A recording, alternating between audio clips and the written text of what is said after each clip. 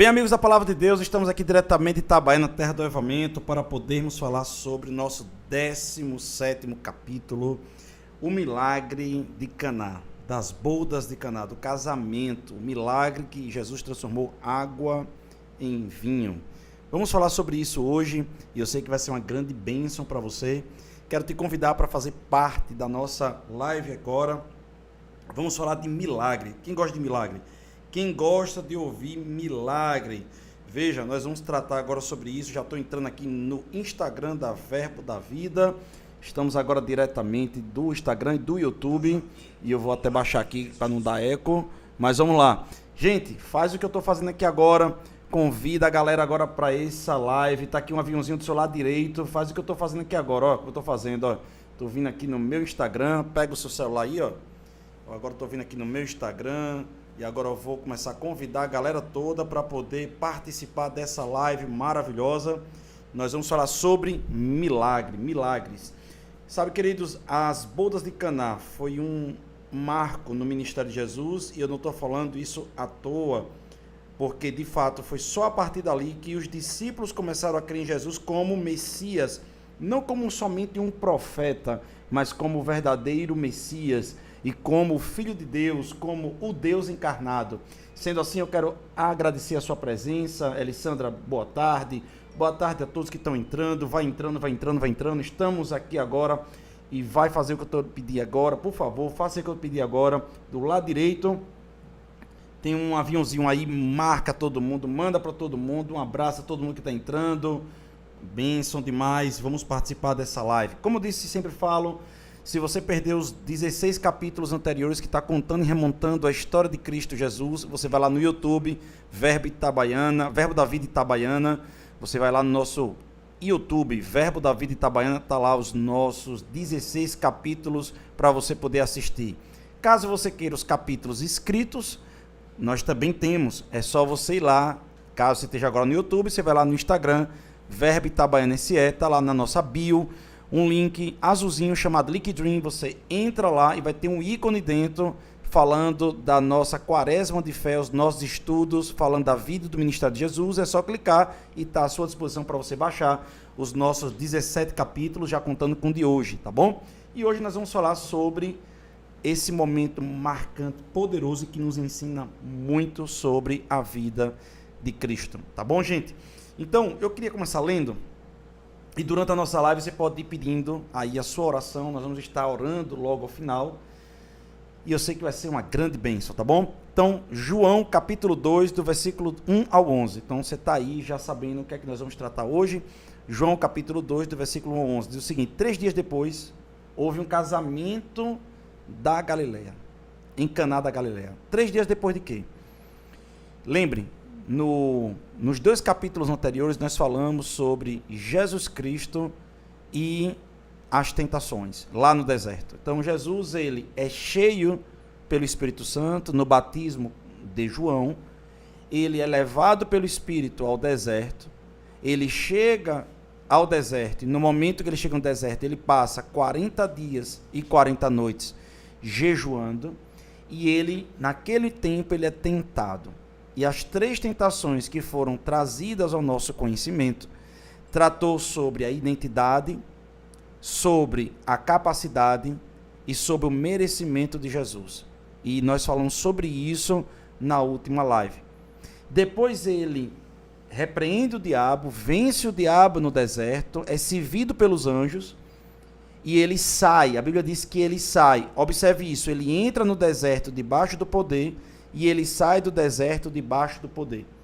Ele sai debaixo do poder e 3 dias depois, debaixo do poder, preste atenção nisso, debaixo do poder, ele vai até as bodas de Caná. Não se sabe muito bem porque Jesus estava nas bodas de Caná. Não se sabe se ele estava lá para abençoar o casamento, não se sabe se era um conhecido deles, somente conhecido deles, né? Obviamente que conhecido ela, porque Maria tinha uma grande intimidade com o cerimonial da festa, então dá a entender e fica muito claro também que, de fato, havia um conhecimento daquele pessoal que estava se casando, daquela família, com Maria, com Jesus.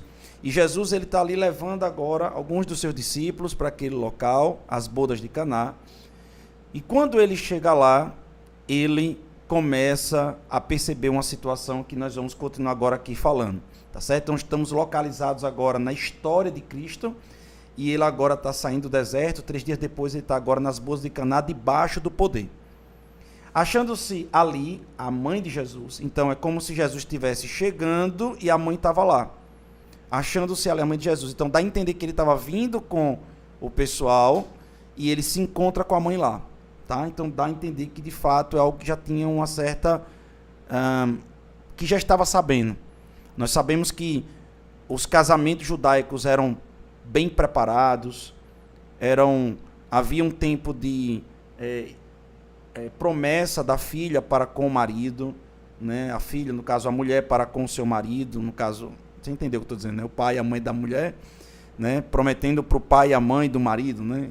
E ali tinha todo aquele tempo ali de preparação. Então, provavelmente Jesus, antes de entrar na situação do batismo de João, de ir ao deserto, já estava sabendo que haveria naquela data o casamento. Ele vai ao casamento e encontra a mãe dele lá.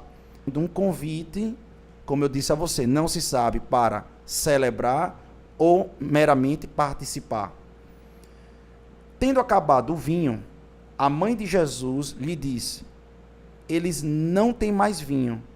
Mas Jesus lhe disse: mulher, que tenho eu contigo? Essa frase, essa entonação que Jesus usa com Maria, você vai perceber em alguns momentos do ministério e da vida de Jesus. Primeiro momento, a gente viu quando Jesus, ele com 12 anos de idade, ele é encontrado no templo. Agora, todas as lives vão começar a fazer sentido. Agora, todas as lives vão começar a fechar um entendimento do ministério, da mentalidade e da vida de Jesus. Vamos lá conosco? Então, Jesus está ali agora dizendo, no templo, quando tinha 12 anos de idade, tá bom? Vamos rememorar. Naquele momento, ele diz: por que vocês estão assim? Acaso não sabia que eu estaria na casa do meu pai, cuidando das coisas dele?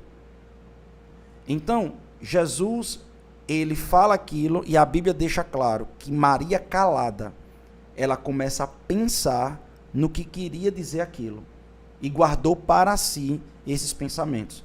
Então Maria, a partir do momento que Jesus fez 12 anos e falou isso, Maria já disse: opa, é uma criança em um corpo humano, mas está começando a se revelar. Tem algo a mais aí dentro. Tem algo a mais nessa pessoa. Agora, Jesus debaixo do poder. E isso é importante também falarmos. É como se Jesus, em todo o tempo, andou de uma forma. Mas quando o Espírito Santo veio sobre ele, ativou com o poder do Espírito Santo e da Trindade, porque quando o Espírito Santo veio, o Pai também se manifestou. Eis o meu filho amado em quem me comprazo. A Trindade agora, ela ativa o poder em Jesus. E esse poder é ativado pela presença do Espírito Santo. Jesus, ele confronta o diabo, vence o diabo, e ele agora está em um momento de maior aceleração da revelação da sua natureza. E nesse momento, ele usa essa expressão, mulher. O que tenho eu contigo? Repare que expressão forte, nós precisamos compreender isso aqui. Jesus está querendo passar alguma mensagem aqui. Ele está querendo dizer que agora, aquela natureza humana, aquela pessoa que nasceu em Maria, está dando lugar ao Messias, está dando lugar ao Criador, está dando lugar ao Cristo, está dando lugar ao Verbo que se fez carne. E agora o Verbo está falando com ela, dizendo: agora as coisas estão mudando. Você vai sair da posição de mãe para uma posição de serva, de uma posição de mãe para uma posição de discípula. Uau! Olha que coisa linda. Eu amo demais o raciocínio do Dr. Saulistano.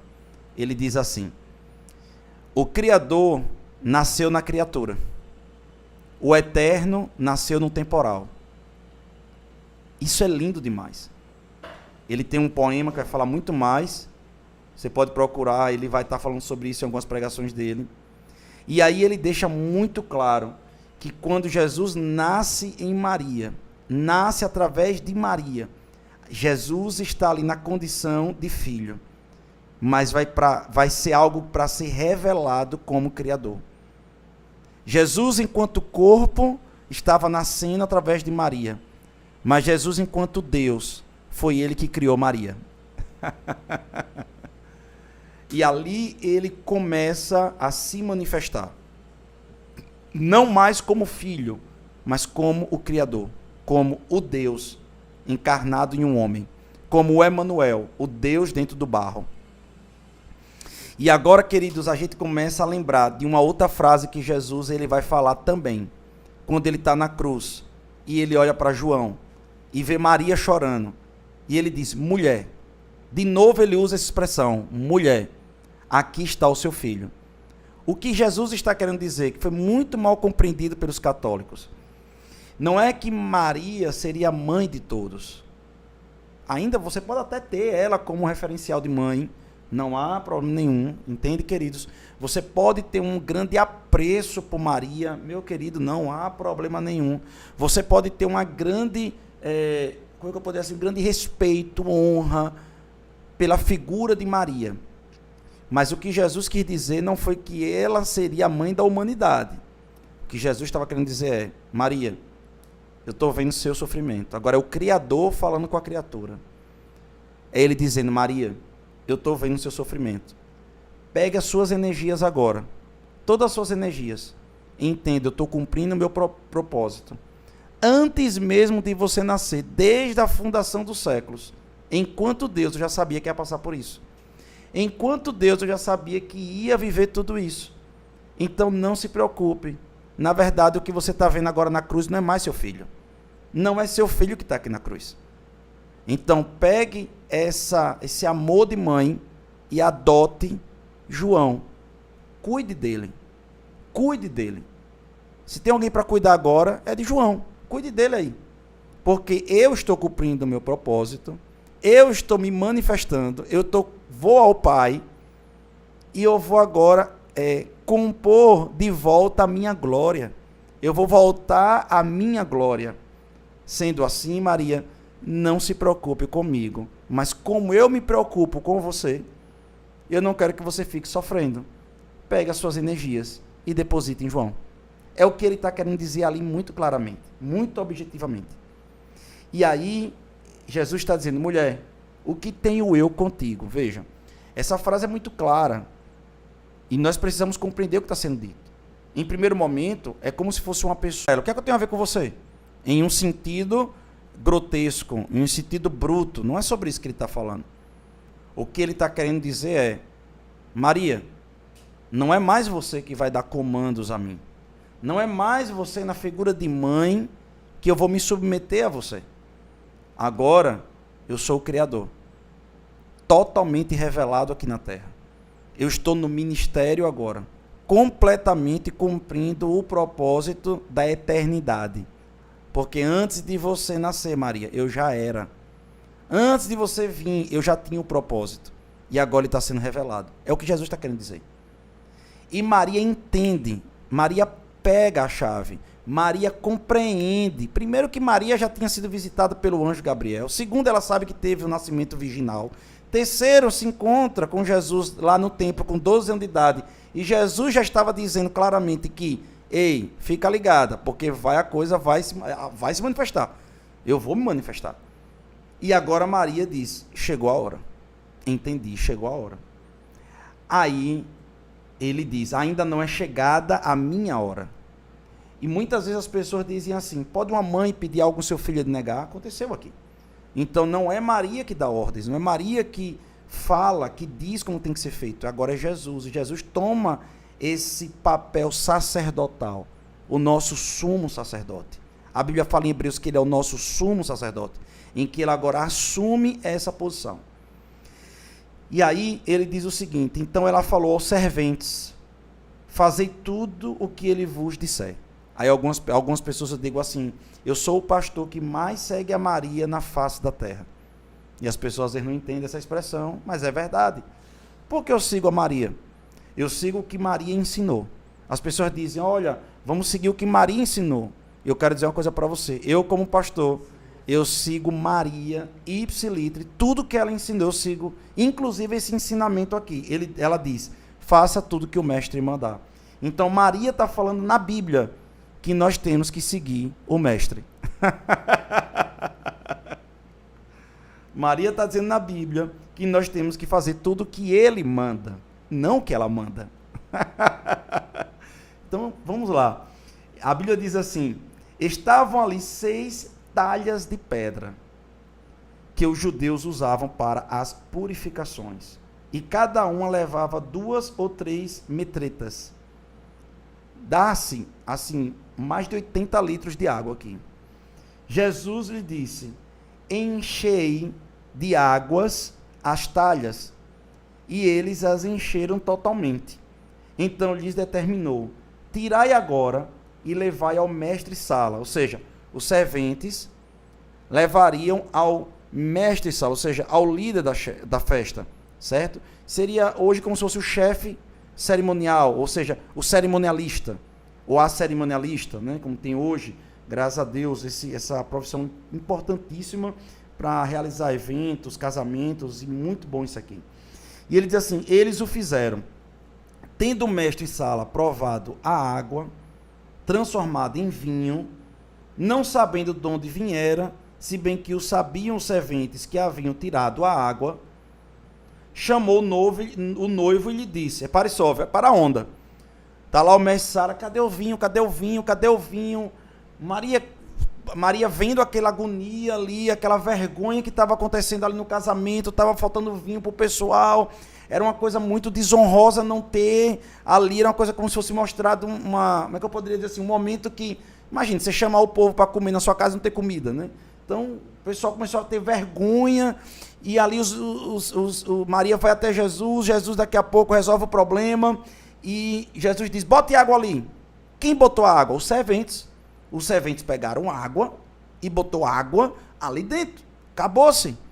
Botou água ali dentro. Então os serventes viram a água entrando. Não foi uma só pessoa, várias pessoas viram.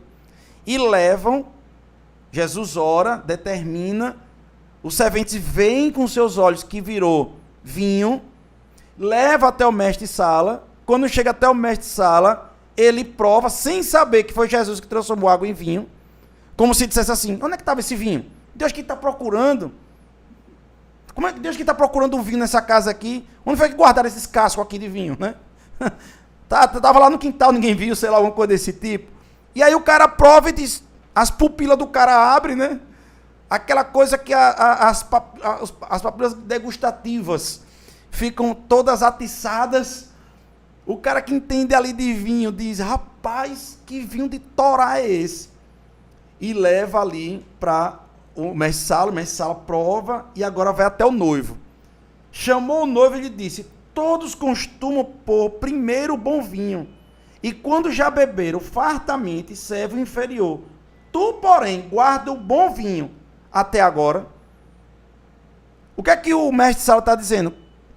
É meu nome que está aqui nesse negócio. Eu não sei se você está entendendo.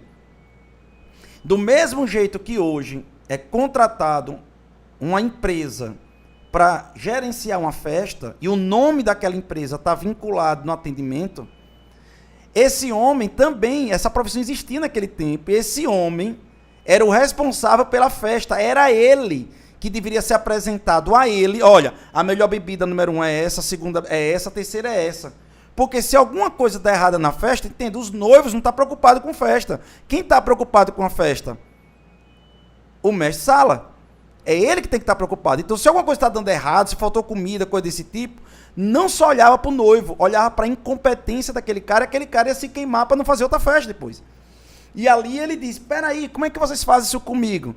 Como é que vocês pegam o melhor vinho e guardam para o final? Vocês não combinaram comigo me dar logo o melhor vinho no primeiro momento? E aí, obviamente, o noivo deve ter dito, rapaz, eu lhe dei o melhor vinho no primeiro momento. Eu lhe dei o melhor vinho no primeiro momento. E aí ele diz o seguinte, ele diz, aí ele diz, com este sinal, né, deu Jesus o princípio aos seus sinais, em Caná da Galileia, manifestou a sua glória, e os seus discípulos creram nele. Vamos parar por aqui agora só um minutinho. Observe isso. Os discípulos já sabiam da história de Jesus. Os discípulos já sabiam que Jesus tinha nascido da forma que nasceu, que saiu debaixo do poder do deserto, que foi cheio pelo Espírito Santo, que João Batista deu testemunho dele. Os discípulos já sabiam de tudo isso.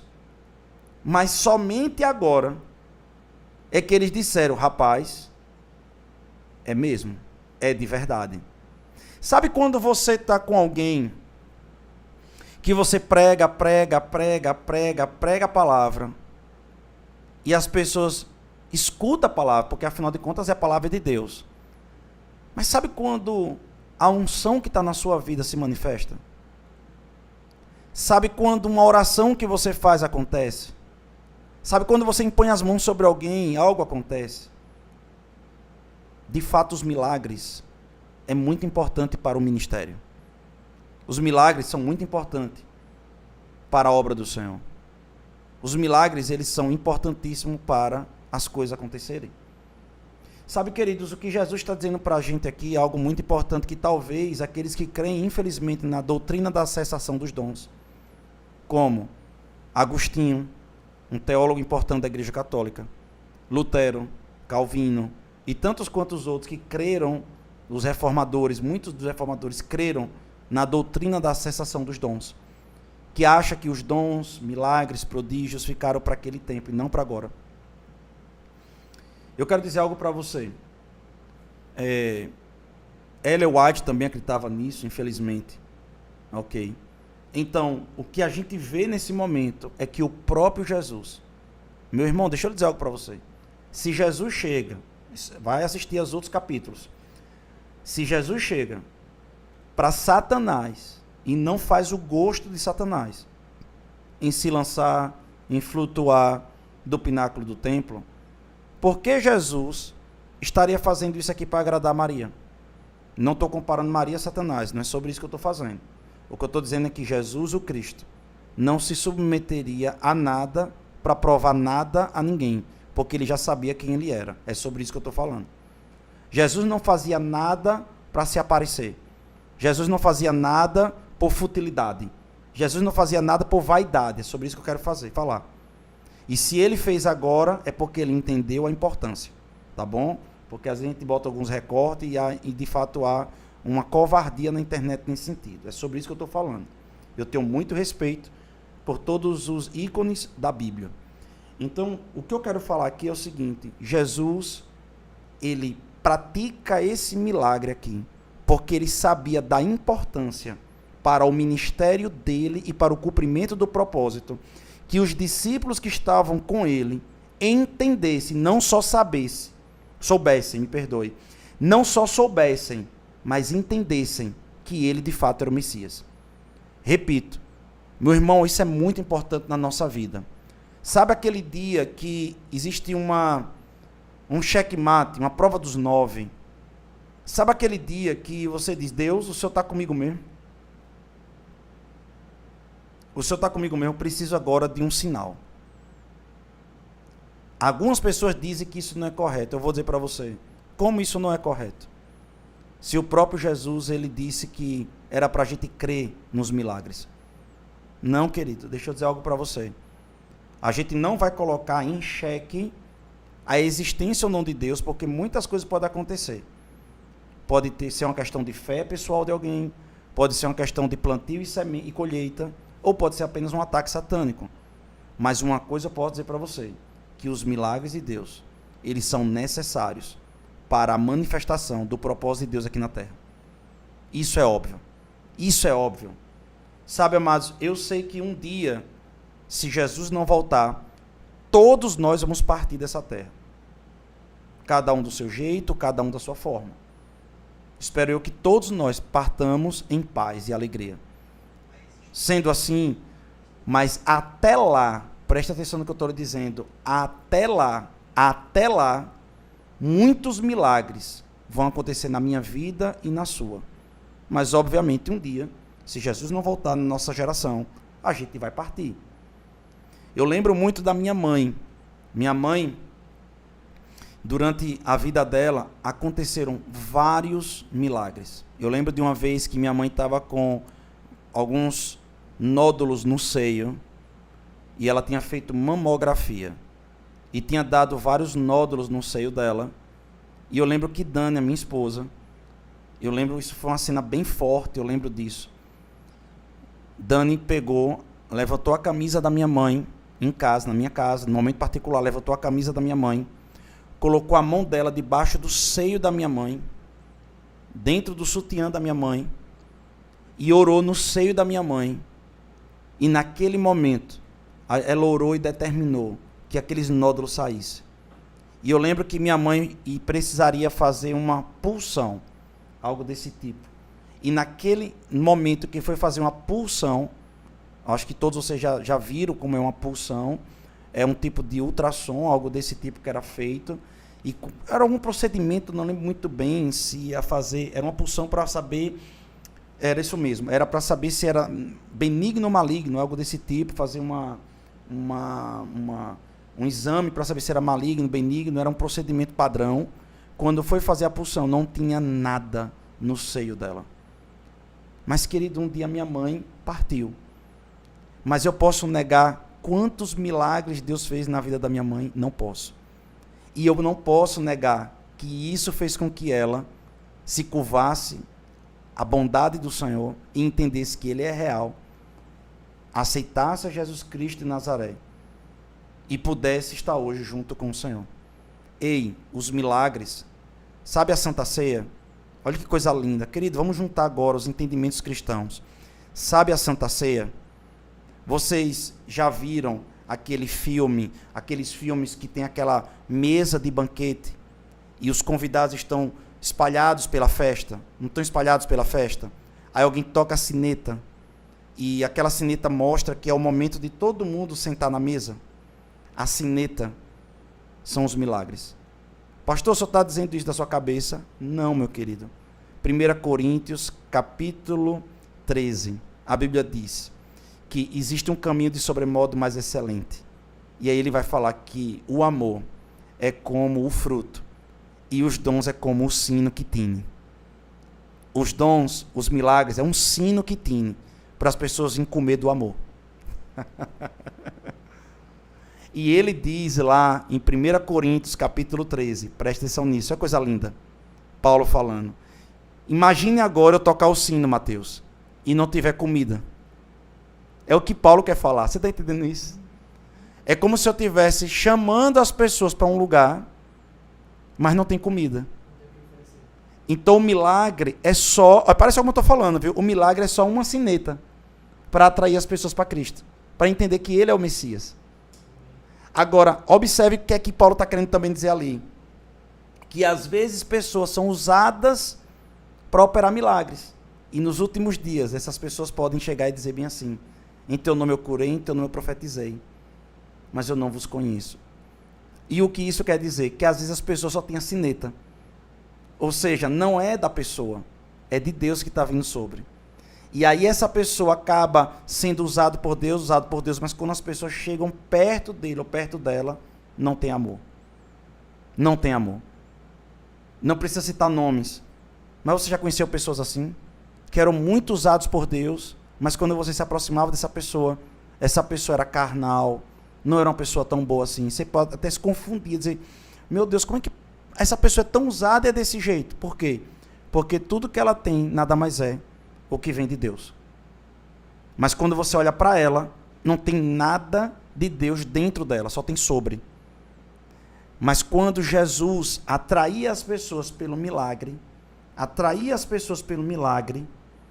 que chegava até ele, comiam do pão vivo que desce do céu. Quando Jesus fazia milagres, como é que Jesus se comportava?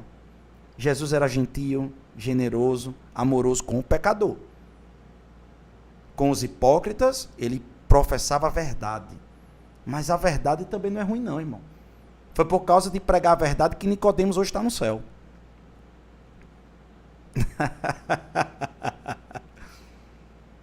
Nicodemos era um fariseu. E a pregação para Nicodemos é uma pregação forte. Mas o que teve Nicodemos é tanto que Jesus disse: você não sabe não o que você lê? É a mesma coisa chegar para um doutor da universidade e dizer: rapaz, estuda tanto para não saber nada. Vai falar isso para um doutor da universidade? Rapaz, você estuda tanto para não saber nada. Então, isso ofende se a pessoa tiver com uma vaidade lá em cima. Mas Nicodemos disse: então me ensine. Ei, rapaz, deixa eu dizer uma coisa. Nicodemos teve humildade.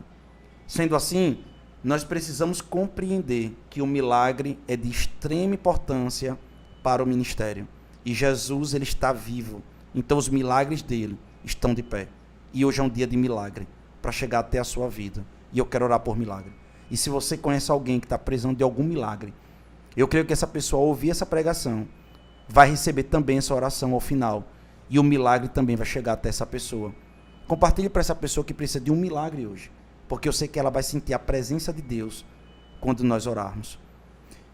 Eu quero orar por você especificamente. Já já eu vou orar por todos, em nome de Jesus. Orações pedidas hoje. Alessandra Lima, peço oração por minha família e pela cura do meu pai, seu Antônio, e minha mãe, Dona Graça. Pai, os pais agora de Alessandra, eu declaro a cura sobre eles dois.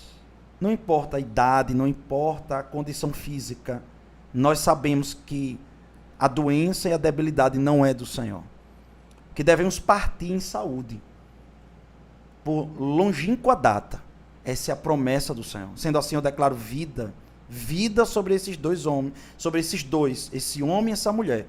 Eu declaro sobre eles dois agora, esse casal, sendo abençoado pelo dom da cura, pela vida, em nome de Jesus agora. Quero orar também por, chegando aqui, Maria Tatiane, peço oração por minha filha Eduarda, que Jesus continue abençoando a gestação dela. Pai, eu declaro sobre a filha de Maria Tatiane, Eduarda, uma gestação poderosa, maravilhosa.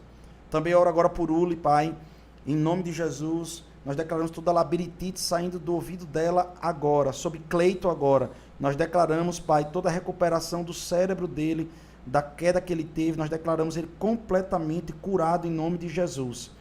Pai, nós oramos também sobre a mãe e agradecemos já pelas curas que estão acontecendo lá no hospital da mãe do pastor Rui, nós declaramos ela curada completamente. E também sobre a Ana Lúcia, oração pela vida sentimental. Pai, eu declaro agora sobre as emoções dela, totalmente curadas e saradas, em nome de Jesus, agora, em nome de Jesus, amém e amém. Eu quero orar agora por todos vocês. Eu queria fazer um grande pedido a vocês. Hoje nós estamos falando sobre milagre, e eu sinto a unção hoje para milagre. Eu senti aqui pregando sobre isso, agora uma unção vindo sobre meus ombros mesmo, para poder abençoar a sua vida. E você vai dizer: pastor, o que isso quer dizer? É um símbolo, é um sinal de Deus de que de fato Ele quer fazer coisas. Não sou eu, é Ele, tá? Não é o homem, é Ele, por favor. Então, eu quero orar por essas pessoas que estão agora precisando de um milagre, de uma cura, de uma restauração. Você que conhece alguém, manda essa pessoa escutar essa live tão rápida, mas tão abençoadora. Pai, nós queremos te agradecer por essa pessoa que está recebendo agora esse milagre. Eu já oro assim, porque eu sei que o Senhor já quer e vai fazer. Sendo assim, Pai, todos aqueles que estiverem ouvindo agora, que precisam de um milagre, de uma cura, de uma transformação de água para o vinho. Aleluia. Alguém que precisa agora desse milagre de transformação, de uma doença para uma cura, de uma dívida para um dinheiro sobrando, para, Pai, portas que estão fechadas se abrindo, transformação. Eu declaro agora, a sua mão se manifestando, na autoridade do nome de Jesus. Amém, amém, amém e amém. A presença de Deus está aí com você, que está ouvindo agora. Sinta ela e receba em nome de Jesus. Deus abençoe você e até amanhã, em nome de Jesus.